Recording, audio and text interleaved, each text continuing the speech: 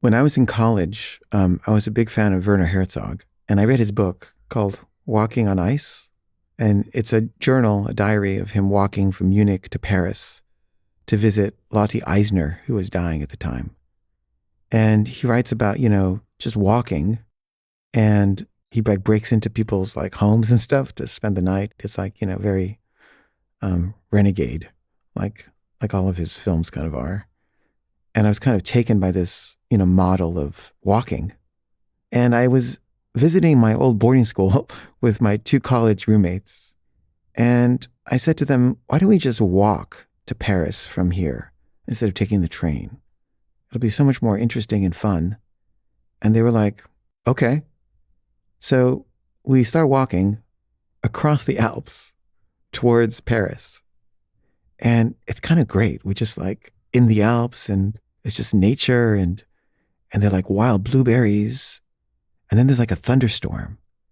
And I'm feeling like I'm communing with the elements and it's raining on me and it's like beautiful vista. And then we're soaked. And now it's cold.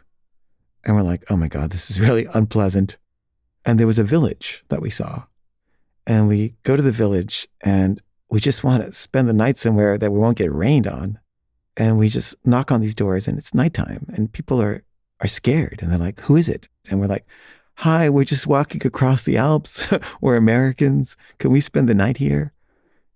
And they were all like, no, leave us alone. Get away from here or we'll shoot you. And we're like, okay, sorry. And, we basically knocked on every door of the village and everyone just said, get out of here. And then we saw a monastery and we thought maybe the monastery will let us sleep there. And we like knock on the door. There's no answer. It's like maybe like 2 a.m. And I try turning the door handle and it opens. So we go into the monastery. There's no one around. And we find a chapel and we lay down on the floor in the chapel and we go to sleep.